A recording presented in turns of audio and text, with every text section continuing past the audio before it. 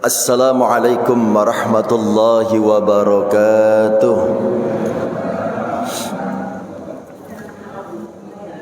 Alhamdulillahilladzi amarna bi an na'mala as-salihat. Asyhadu an la ilaha illallah wahdahu la syarika lah. Syahadatan tunji qailaha 'anil muhlikat. Wa asyhadu anna Muhammadan 'abduhu wa rasuluhu sayyidus sadat. Fa salawatullahi wa salamuhu alaihi wa ala alihi wa ashabihi khairil ibad, amma ba'd.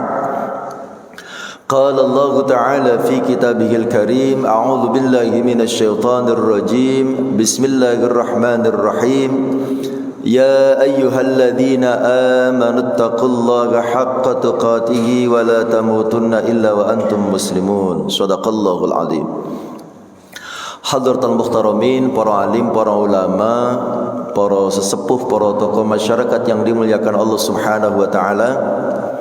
Wabil khusus panjenenganipun Yai Ja'far, dan juga yang saya hormati yang semuliakan Takmir Masjid Nurul Falah beserta seluruh jajarannya, serta bapak-bapak, ibu-ibu, jamaah setia Coffee Morning Masjid Nurul Falah Perumahan Chandra Kirana, baik yang hadir langsung di Masjid Nurul Falah ataupun yang hadir di medsos yang disediakan oleh Takmir.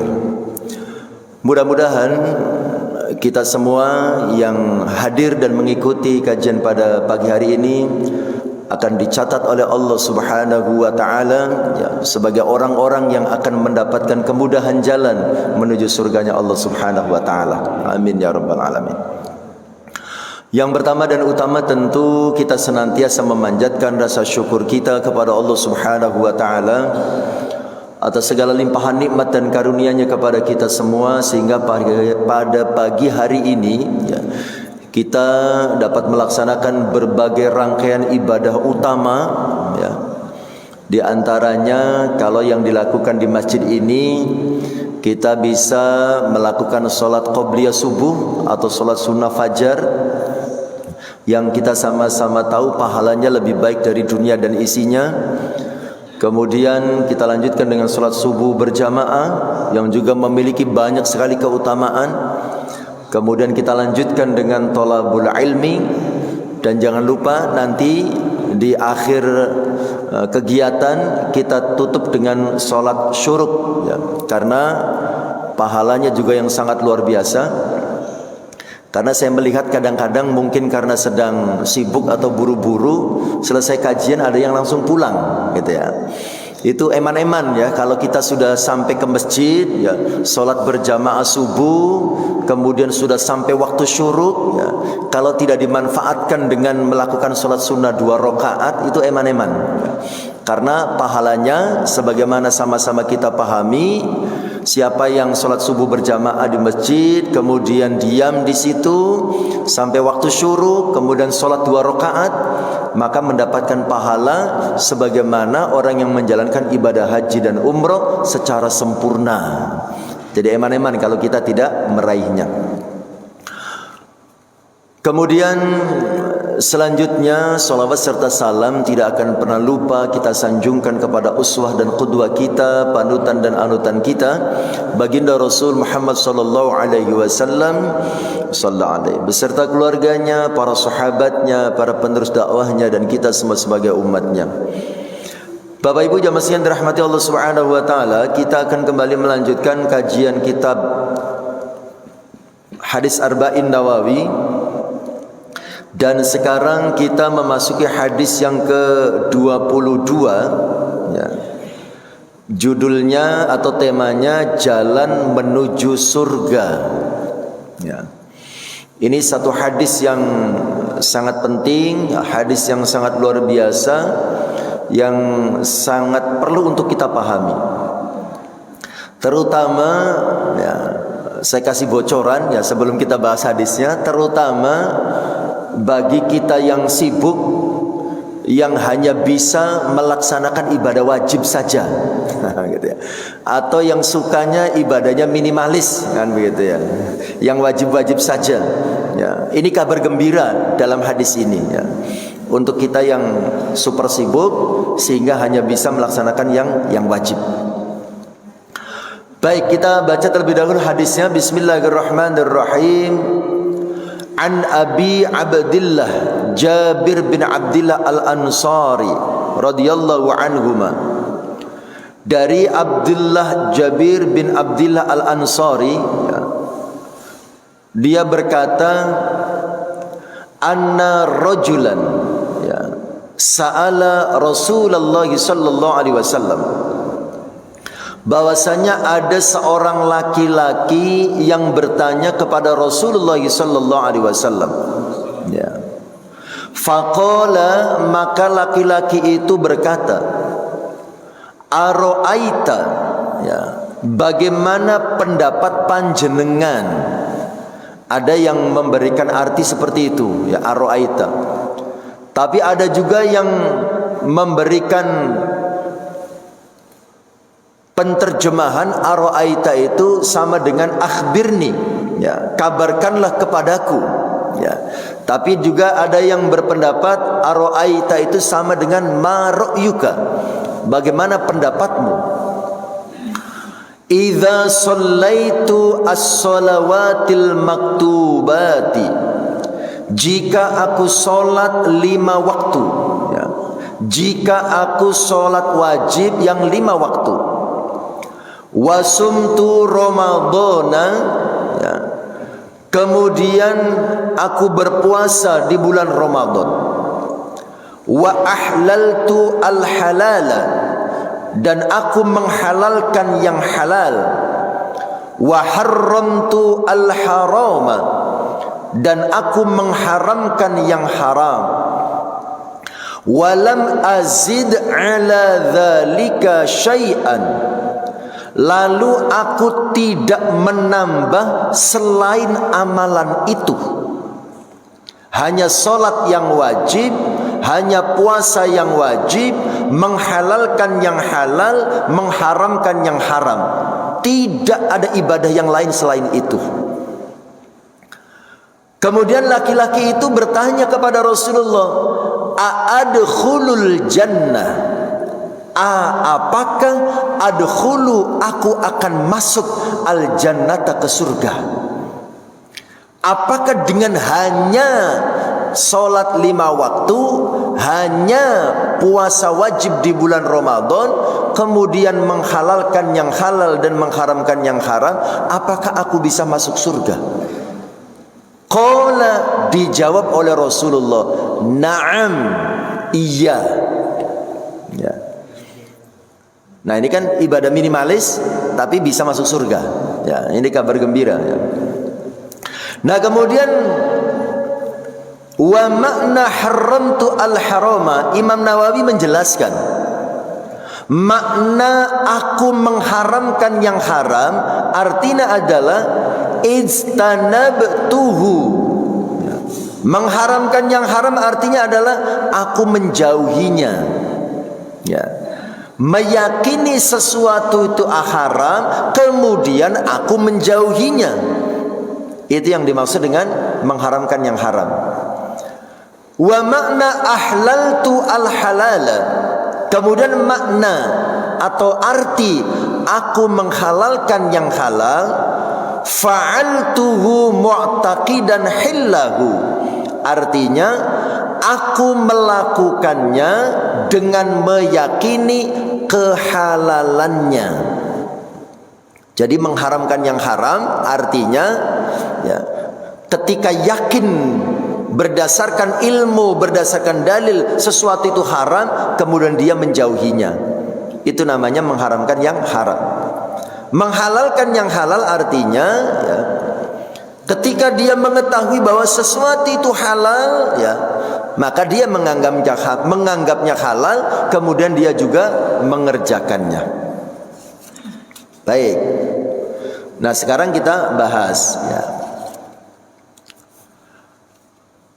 Di dalam hadis itu ya, dijelaskan ada seorang laki-laki bertanya pada Rasulullah.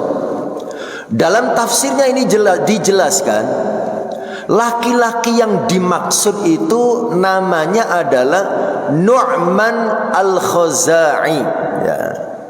Salah seorang sahabat yang bernama Nu'man al-Khuzai, ya. Beliau ini sahabat yang ikut perang Badar dan juga perang Uhud, kemudian syahid pada saat perang Uhud. Jadi pada saat perang Uhud, sahabat Nu'man ini dia mengatakan, saya bersumpah kepadamu wahai Rabb yang Maha Agung, matahari tidak terbenam sehingga aku akan menapakkan kakiku yang pincang ini di taman surga. Setelah ia syahid, Rasulullah SAW bersabda, sesungguhnya Nu'man berprasangka baik kepada Allah Subhanahu wa taala. Ya. Ia pun mendapati dugaannya. Sungguh aku telah melihat ia berjalan di taman surga dan kakinya tidak pincang lagi. Nah ini husnudzon kepada Allah bahwa beliau akan mati syahid. Akhirnya kata Rasulullah, dia mendapatkan takdir Allah sesuai dengan husnudzonnya. Ya. Nah ini makanya penting ya, kita senantiasa husnudzon kepada Allah Subhanahu wa taala, berprasangka baik kepada Allah Subhanahu wa taala. Tapi mohon maaf, husnudzon yang benar, berprasangka baik yang benar kepada Allah itu harus melahirkan amal yang baik. Ya. Jadi husnudzon kepada Allah, berprasangka yang baik kepada Allah itu harus melahirkan sikap dan amal yang baik. Contoh, kita ini banyak berbuat salah dan dosa, kemudian kita husnudzon kepada Allah. Allah itu punya sifat Rahman dan Rahim. Allah itu punya sifat Ghafurun, Rahimun, Maha Pengampun, Maha Pengasih, Maha Penyayang. Saya berhusnudzon kepada Allah, Allah pasti akan mengampuni dosa-dosa saya. Nah, husnudzon bahwa Allah akan mengampuni dosa-dosanya, dan husnudzonnya ini husnudzon yang benar apabila dia dengan husnudzonnya itu melahirkan amal. Artinya ketika dia berhusnudzon dosa-dosanya akan diampuni oleh Allah, setelah itu dia meninggalkan dosa-dosa dan kemaksiatannya.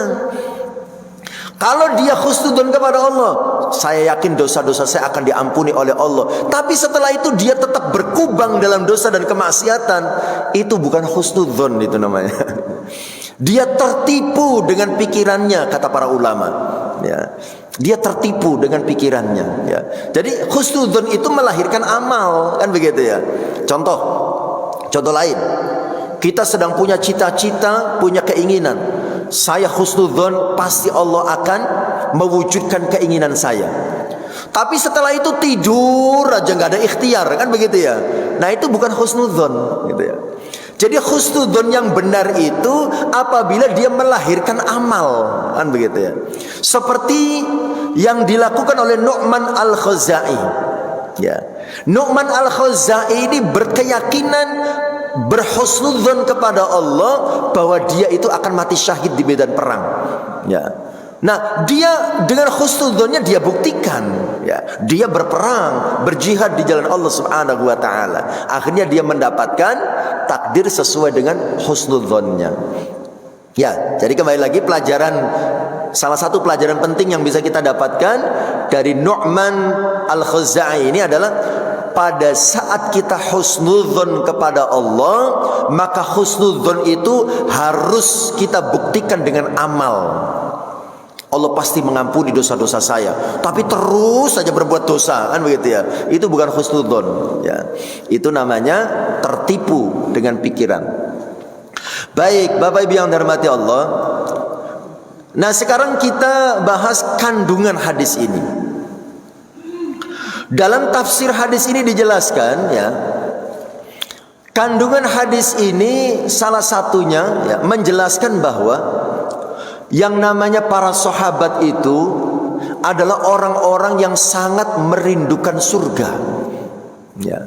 Jadi setiap kali ketemu dengan Rasulullah itu sangat antusias bertanya bagaimana caranya agar bisa masuk surga. Dan banyak sekali redaksi hadis yang menjelaskan tentang pertanyaan para sahabat ya, terkait dengan bagaimana caranya masuk surga. Dan jawaban Rasulullah SAW ya, itu disesuaikan dengan orangnya. Siapa yang bertanya, latar belakang kepribadian orang ini seperti apa, bahkan latar belakang ekonomi orang ini seperti apa, itu jawabannya itu disesuaikan. Ya, seperti ada orang yang orang itu temperamental, orang itu suka marah, kan gitu ya. Bertanya pada Rasulullah, ya Rasulullah, ya, apa yang harus saya lakukan agar saya masuk surga? La taghdab walakal jannah. Janganlah kamu marah, bagimu surga. Gitu ya. Orangnya nanya lagi, terus apa lagi ya Rasulullah? Apa yang bisa menyebabkan saya masuk surga? La taghdab walakal jannah, sampai 3 kali. Ya. Nah itu menurut para ulama, karena yang bertanya itu orangnya temperamental, hobi marah orangnya, dikit-dikit marah, kan begitu ya. Akhirnya kata Rasulullah, jangan marah, maka kamu masuk surga. Gitu. Ada juga yang bertanya kepada Rasulullah SAW, ya Rasulullah, famurni bi'amalin adkhulu bihil jannah. Ya Rasul, perintahkanlah kepadaku satu amalan yang dengan amal itu aku bisa masuk surga. Gitu ya. Kemudian dijawab oleh Rasulullah, alaika bisyam, laksanakanlah olehmu berpuasa. Dan masih banyak lagi redaksi-redaksi hadis yang lain yang menjelaskan betapa antusiasnya para sahabat untuk bisa masuk surga. Nah, kembali kepada hadis ini, yaitu Nu'man al-Khuzai. Ya. Di dalam hadis ini, ya, Nu'man al-Khuzai bertanya kepada Rasulullah SAW, ya, seandainya beliau hanya melaksanakan sholat 5 waktu, kemudian hanya berpuasa yang wajib di bulan Ramadan, ya, kemudian menghalalkan yang halal, mengharamkan yang haram, tidak menambah amalan yang lain selain itu. Bahkan di dalam hadis itu kita melihatnya dengan jelas, tidak ada amalan sunnah yang dilakukan oleh Nu'man al-Khuzai. Tidak ada amalan sunnah, gitu ya. Nah, apakah dengan amalan-amalan yang hanya sholat wajib, hanya puasa sunnah, menghalalkan yang halal, mengharamkan yang haram, apakah bisa masuk surga? Nah, ternyata dijawab oleh Rasulullah SAW, ya, bisa masuk surga. Nah, para ulama ya menjelaskan, di antaranya di dalam tafsir hadis ini, bahwa komitmen terhadap berbagai kewajiban dan larangan itu adalah kunci keselamatan. Ya. Komitmen terhadap berbagai kewajiban dan larangan adalah menjadi kunci keselamatan. Ya. Di dalam hadis ini, Nu'man bertanya perihal dirinya. Ya. Jika ia senantiasa mengerjakan sholat wajib, kemudian melakukan puasa di bulan Ramadan, kemudian meninggalkan semua yang dilarang dan melakukan yang diwajibkan tanpa ditambah dengan perbuatan sunnah sedikit pun, apakah bisa membawanya ke surga tanpa harus melalui siksa neraka?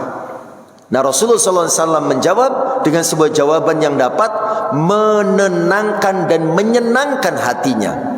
Kata Rasulullah, iya. Ya. Bapak Ibu yang dirahmati Allah, ya.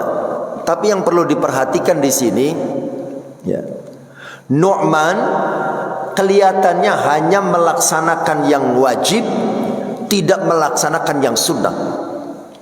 Tapi hal yang menarik dan penting yang perlu diperhatikan adalah beliau berusaha keras untuk melaksanakan apapun yang diwajibkan oleh Allah, dan beliau berusaha keras meninggalkan apapun yang diharamkan oleh Allah Subhanahu wa taala. Nah, ini yang berat, ya. Nah, kita mungkin menjalankan yang wajib, kurang melaksanakan ibadah sunnah, tapi dosa-dosa masih banyak dilakukan. Nah, ini yang berbahaya, kan begitu ya. Karena kalau kita mengingat satu hadis Rasulullah sallallahu alaihi wasallam ya, terkait dengan perintah dan larangan. Ada satu hadis Rasul yang menjelaskan begini. Ma nahaitukum anhu fajtanibuhu wa ma amartukum bihi fa'tu minhu mastata'tum. Ma nahaitukum anhu, apa yang aku larang kepada kalian, fajtanibuhu, maka tinggalkanlah, jauhilah. Wa ma amartukum bihi fa'tu minhu mastata'tum.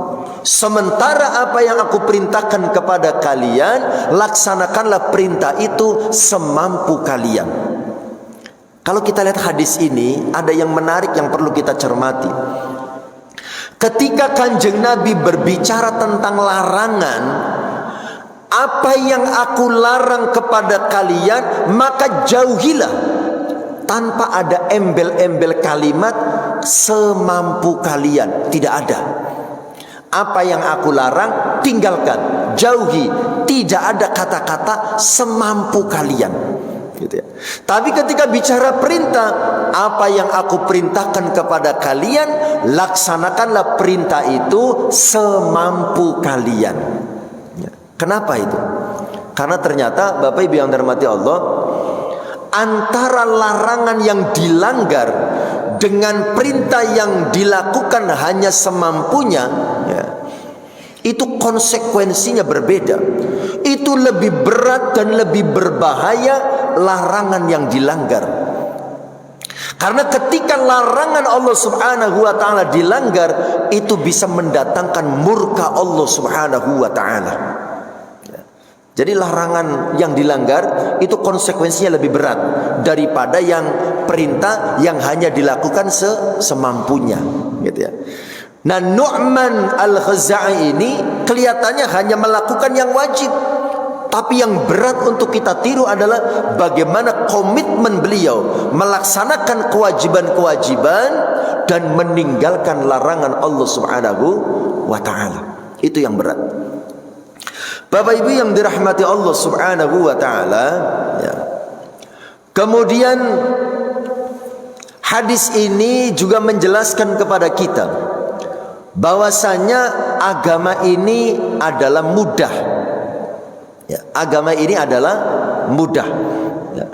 Jadi jawaban Rasulullah SAW di dalam hadis ini dan juga di dalam banyak hadis yang lainnya menunjukkan kemudahan Islam dan bahwa Allah Subhanahu wa taala tidak membebani hambanya dengan beban yang berat.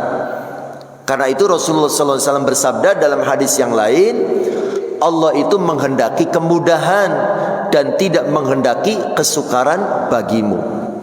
Dan dalam Al-Baqarah 286, ya, kita juga sering membaca ayat ini dan sering mendengar penjelasannya. La yukallifullahu nafsan illa wus'aha. Jadi Allah tidak membebani seseorang melainkan sesuai dengan kesanggupannya. Bapak Ibu jamaah sekalian dirahmati Allah Subhanahu wa taala, kemudian isi dari hadis ini juga menjelaskan kepada kita tentang kejujuran seorang muslim. Ya. Dalam syarahnya ini dijelaskan, Nu'man radhiyallahu an adalah contoh seorang muslim yang jujur dan berterus terang. Ia tidak berpura-pura takwa dan solih. Nah, ini ada kalimat yang menggelitik kita dalam tafsir hadis ini, ya. Jadi Nu'man ini contoh seorang muslim yang jujur dan berterus terang. Ia tidak berpura-pura takwa dan solih, tapi ia menyatakan dengan sejujurnya bahwa ia adalah manusia yang menginginkan keselamatan dan keberuntungan. Dia menyatakan siap melaksanakan apa saja yang akan dinasihatkan kepadanya. Bapak Ibu jamaah yang dirahmati Allah. Nah, kemudian dijelaskan dalam tafsir hadis ini, kejujuran Nu'man ini semakin jelas terlihat dalam ucapannya di dalam riwayat yang lain, ya. Demi Allah saya tidak akan menambah dari perbuatan-perbuatan itu sedikit pun. Setelah mendengarkan jawaban Rasulullah bahwa apa yang telah disebutkan cukup untuk mendapatkan surga, ya. Jadi hanya dengan melakukan itu dijawab oleh Rasulullah bisa masuk surga, ya. Nu'man mengatakan demi Allah, ya, saya tidak akan menambah perbuatan-perbuatan itu sedikit pun. Bapak Ibu jamaah sekalian dirahmati Allah Subhanahu wa taala. Kemudian di dalam hadis ini juga menjelaskan kepada kita, ya, bahwa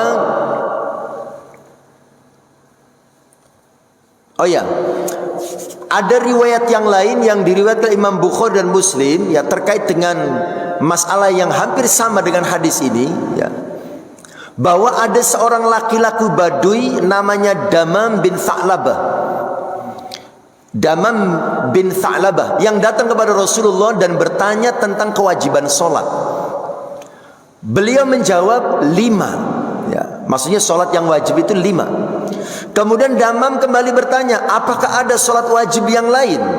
Rasulullah menjawab, tidak, kecuali jika kamu ingin melakukan sholat sunnah. Kemudian Damam berkata, demi Allah saya tidak akan melakukan yang sunnah dan tidak akan mengurangi yang wajib sedikit pun. Kemudian Rasulullah bersabda, ia akan beruntung jika ia jujur.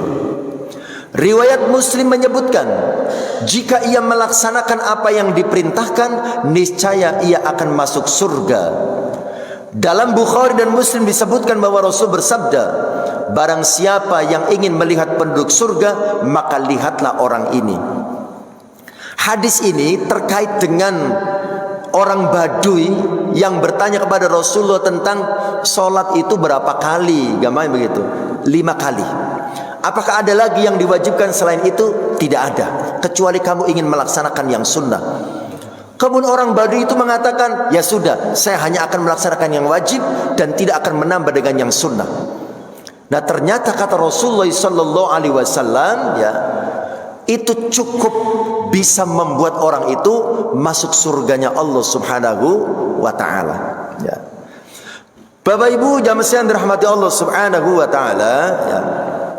Nah, kemudian dalam tafsir hadis ini dijelaskan, ya, kok terkesan apa yang disampaikan oleh Nu'man al-Khuzai itu, ya, tidak memasukkan kewajiban dalam Islam yang lain, diantaranya adalah kewajiban zakat dan haji, ya. Kesannya hanya sholat dan puasa. Kok haji, zakat kok tidak dimasukkan dalam kewajiban? Nah, di dalam tafsir hadis ini dijelaskan, ya, bahwa kemungkinan besar, ya, masalah haji dan zakat itu sudah dimasukkan dalam pernyataan Nu'man yang mengatakan dia akan mengharamkan apa yang diharamkan oleh Allah dan dia akan menghalalkan apa yang dihalalkan oleh Allah Subhanahu wa taala, ya. Karena kalimat ini, ya, sudah memasukkan semua yang dilarang oleh Allah Subhanahu wa taala, termasuk meninggalkan perintah menjalankan ibadah haji itu dilarang oleh Allah Subhanahu wa taala. Bagi orang yang mampu untuk menjalankan ibadah haji, itu hukumnya wajib untuk dilaksanakan dan haram untuk ditinggalkan. Makanya kata para ulama, masalah haji dan zakat itu sudah masuk di dalam pernyataan beliau yang mengatakan beliau akan mengharamkan apa yang diharamkan oleh Allah dan menghalalkan apa yang dihalalkan oleh Allah. Tapi ada juga ulama yang lain yang mengatakan, ya, kenapa Rasul mengiyakan apa yang dikatakan oleh Nu'man, padahal Nu'man tidak menyatakan masalah kewajiban haji dan zakat. Para ulama ada yang menjelaskan, bisa jadi karena Rasulullah melihat Nu'man ini memang orang yang tidak wajib melaksanakan haji dan tidak wajib mengeluarkan zakat. Kenapa? Karena ketidakmampuannya, ya. Karena dia ini orang miskin, gitu ya. Kalau dia orang miskin, kemudian ternyata dijawab oleh Rasulullah, oh ndak bisa, kamu itu harus juga haji, harus juga mengeluarkan zakat. Maka itu khawatirnya akan membuat Nu'man menjadi tidak senang dengan jawaban itu, membuat Nu'man merasa berat di dalam menjalankan syariat Islam.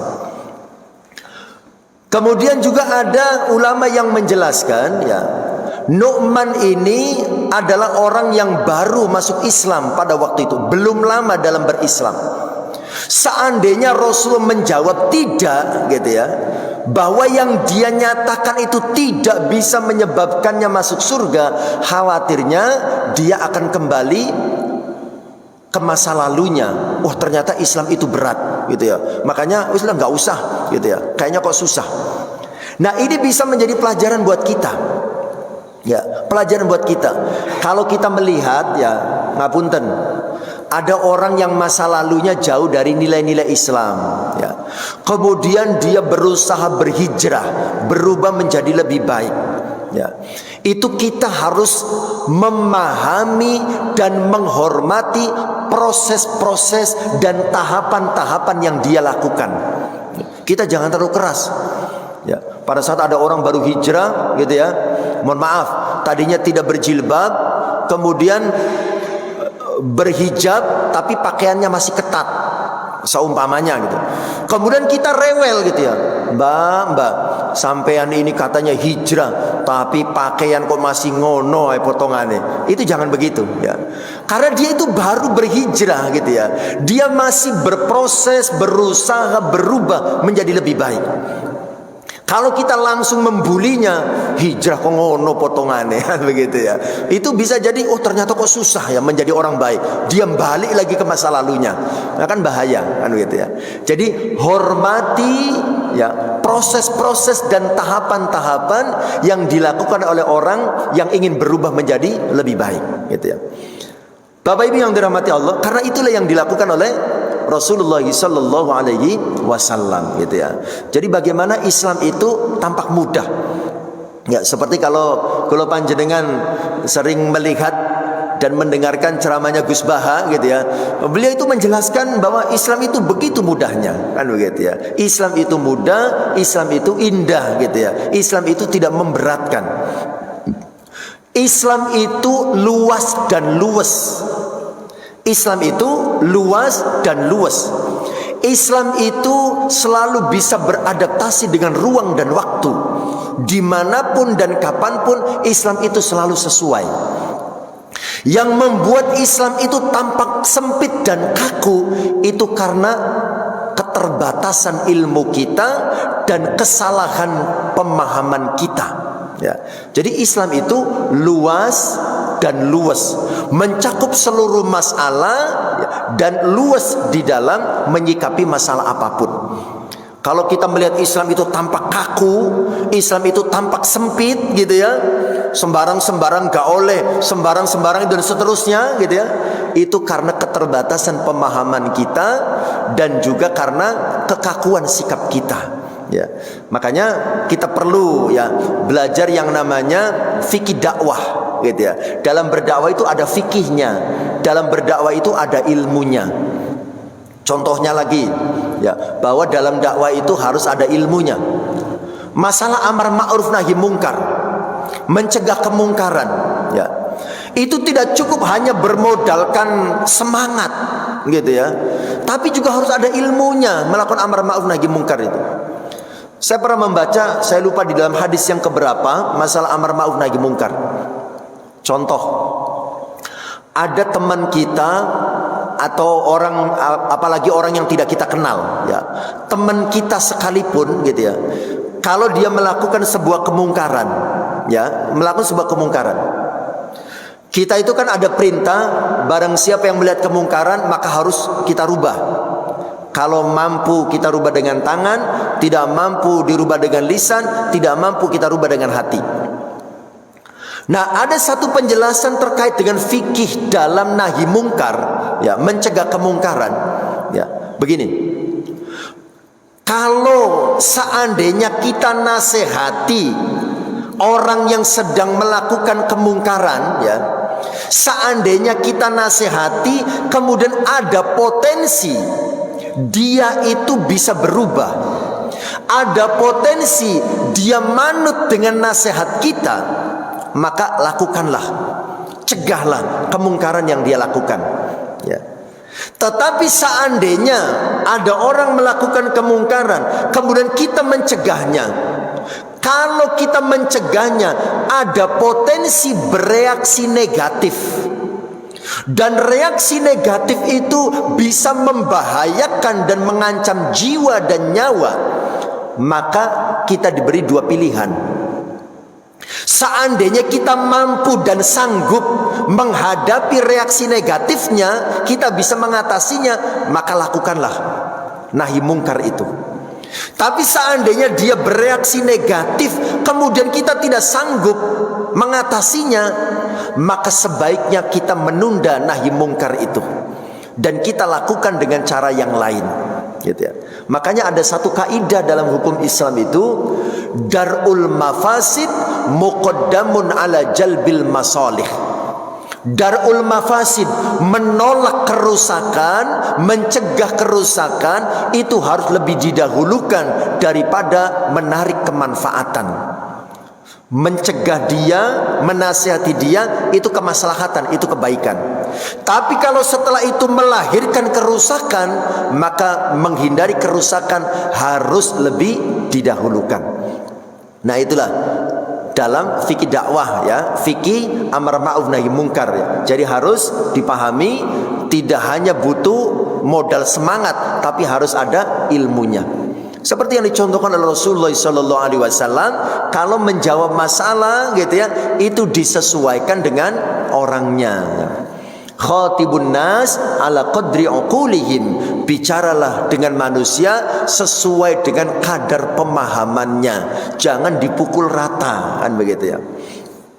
Bapak Ibu jamaah sekalian dirahmati Allah Subhanahu wa taala. Kemudian, ya, di dalam hadis ini juga menjelaskan kepada kita tentang urgensi sholat dan puasa, ya.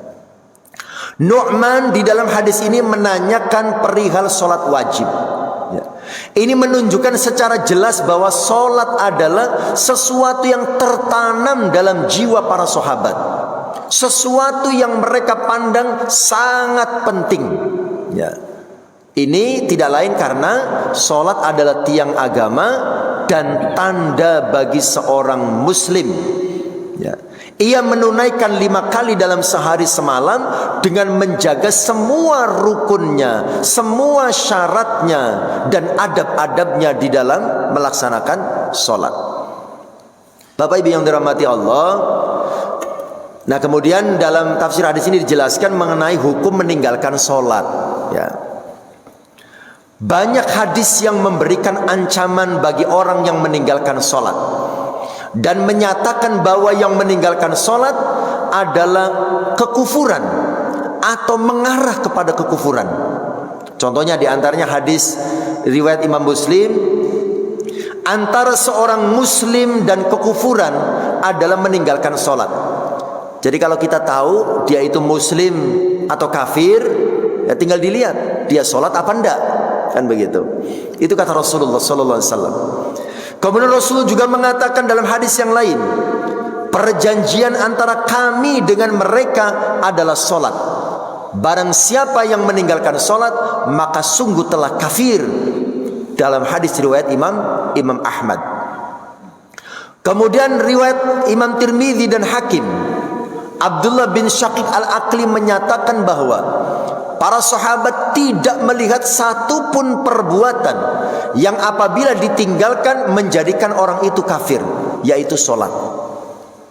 Nah Bapak Ibu yang dirahmati Allah, melalui hadis-hadis tadi ya, maka melahirkan kesimpulan hukum terkait dengan orang yang meninggalkan sholat. Kesimpulan hukumnya begini, orang yang meninggalkan sholat, jika meninggalkan sholat karena mengingkari kewajibannya, juga tidak mengakui bahwa sholat adalah salah satu ibadah yang fundamental dalam Islam, maka ia adalah kafir dan murtad menurut ijma' para ulama. Ada orang tidak sholat, ngapain jenengan kok nggak sholat? Ngapain sholat? Sholat itu nggak wajib, gitu ya. Sholat itu bukan kewajiban. Ya. Nah, kalau ada orang meninggalkan sholat karena tidak mengakui bahwa sholat itu ibadah yang wajib, maka dihukumi kafir, dia murtad, gitu ya. Dan yang perlu dipahami, jika tidak mau bertobat, kalau hukum Islam yang diberlakukan, maka dia dihukum mati. Kemudian tidak dimandikan, tidak disolatkan, tidak dikuburkan di pemakaman Islam, dan juga tidak saling mewarisi antara dia dan keluarganya. Itu sholat. Kalau ada orang tidak sholat karena dia ingkar kepada kewajibannya, ya. Tetapi kalau dia tidak sholat itu hanya karena malas, jangan kok kelihatannya kok belum lengkap sholatnya. Kenapa? Ya saya tahu sholat itu kewajiban, tapi saya masih males ya. Nah gitu. Itu beda, itu konsekuensinya, gitu ya. Kalau hanya mengatakan saya males, ya saya tahu itu wajib, tapi saya masih belum bisa, saya masih males. Nah itu kalau hanya males gitu ya, tapi masih mengaku itu wajib, hukumnya hanya fasik, berdosa, tidak sampai kafir dan murtad. Ya, dia masih orang Islam, ya, tapi dia berdosa besar. Ya. Nah, bagaimana konsekuensi hukumannya kalau ada orang yang seperti ini? Para ulama berbeda pendapat untuk memberlakukan hukum untuk orang yang malas sholat, gitu ya. Masih mengakui wajib tapi malas sholat. Ya.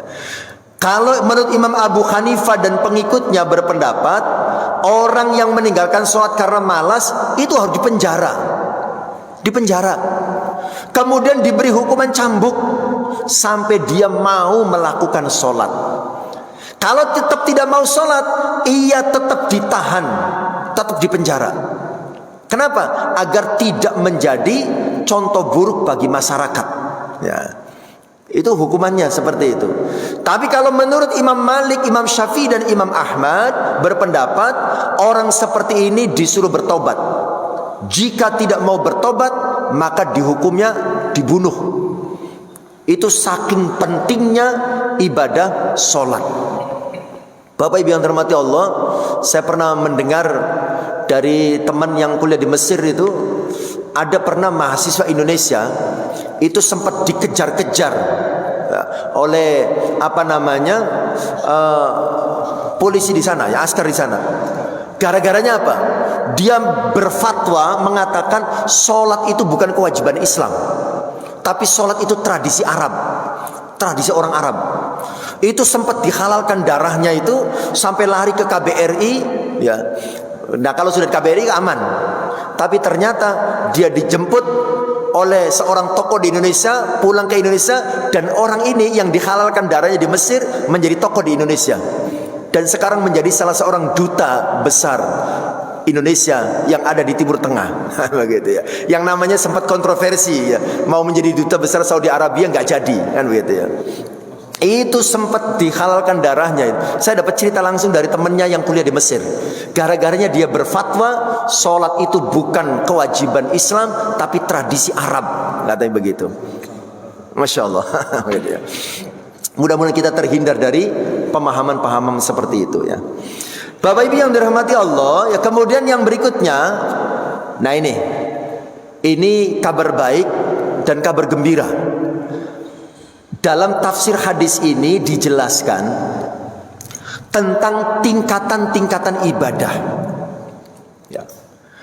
Dijelaskan dalam kitab ini, iman adalah dasar kesempurnaan. Karena pada dasarnya untuk bisa masuk surga sangat tergantung dengan keimanan dan tauhid, bukan yang lain. masuk surga itu penentunya adalah iman dan tauhid. Barang siapa beriman, ini kabar baiknya, barang siapa yang beriman kepada Allah, beriman pada Rasulnya, kitab-kitabnya, malaikat-malaikatnya, beriman kepada hari akhirat, beriman kepada qada dan qadar, ya, lalu dia mati dengan tidak menyekutukan Allah sedikit pun, maka ia dipastikan masuk surga. Adapun meninggalkan kewajiban, ini poin penting yang perlu diperhatikan. Adapun meninggalkan kewajiban dan melanggar larangan hanyalah menghalangi seseorang masuk surga tanpa disiksa terlebih dahulu. Artinya, orang yang tidak melakukan kewajiban dan melanggar larangan akan terlebih dahulu disiksa sebelum masuk surga sebagai balasan dari perbuatan yang telah dilakukannya. Intinya, kalau kita itu masih beriman kepada Allah, ya, masih mengakui Allah sebagai Tuhan kita, ya, sekalipun tidak sholat, tidak puasa, tidak bayar zakat, itu tetap masuk surga, tapi disiksa dulu di neraka, dibersihkan dulu dosa-dosanya di neraka, gitu ya. Jadi meninggalkan kewajiban dan melanggar larangan, ya, itu yang menyebabkan seseorang itu masuk surganya disiksa terlebih dahulu, gitu ya. Tapi kalau dia melaksanakan kewajiban, meninggalkan larangan, maka dia bisa terhindar dari siksa api neraka, ya. Makanya prosentase kita dalam menjalankan kewajiban, prosentase kita dalam meninggalkan larangan, itu akan menentukan berapa lama kita akan disiksa di neraka, gitu ya. Jadi insya Allah selama kita masih meyakini la ilaha illallah Muhammadur Rasulullah, kita pasti masuk surga. Cuma masalahnya kita akan dimasukkan dulu ke dalam neraka. Berapa lamanya bergantung kepada seberapa banyak kewajiban kita laksanakan, seberapa banyak dosa-dosa kita lakukan. Jadi melanggar larangan, menjalankan perintah, itu yang menjadi penentu berapa lamanya kita di dalam neraka. Rasulullah SAW bersabda dalam hadis riwayat Imam Bukhari dan Muslim, tidaklah seorang hamba yang mengucapkan tiada Tuhan selain Allah, kemudian ia mati dalam keadaan seperti itu, melainkan akan masuk surga. Jadi selama masih mengatakan la ilaha illallah, maka dia tetap masuk surga. Makanya saya diingatkan sama Yai Ja'far masalah materi saya yang kemarin tentang istiqomah. Ya, ini mumpung saya ingat, saya sampaikan. Istiqomah itu ada dua macam. Ada istiqomah dalam amal, ada istiqomah dalam akidah. Nah, balasan istiqomah yang dua yang saya sebutkan yang pertama itu, ya, istiqomah akan dicintai oleh Allah, istiqomah akan berpeluang mendapat passive income pahala, itu istiqomah dalam amal, ya. Sementara istiqomah yang menjamin husnul khotimah, istiqomah yang menyebabkan kita pasti masuk surga, itu adalah istiqomah dalam akidah. Makanya kan dalam ayatnya kan begitu, innalladzina qalu rabbunallah tsumma istaqamu tatanazzalu alaihimul malaikah. Siapa yang berkata Tuhanku adalah Allah, kemudian dia istiqomah dengan perkataannya itu, maka nah itu ada jaminan husnul khotimah dalam kematiannya. Ya, jadi saya ulangi, saya ralat penjelasan saya, disempurnakan penjelasannya. Istiqomah itu ada istiqomah dalam amal, ada istiqomah dalam akidah. Istiqomah dalam amal hikmahnya dua, dia akan dicintai oleh Allah dan berpeluang mendapat passive income pahala.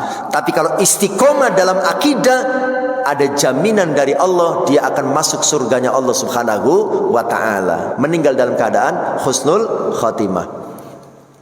Baik Bapak Ibu yang dirahmati Allah, ya. Jadi kembali lagi, ya, tingkatan ibadah itu, ya, ibadah yang sempurna itu ya, yang pertama adalah terkait dengan akidah ya.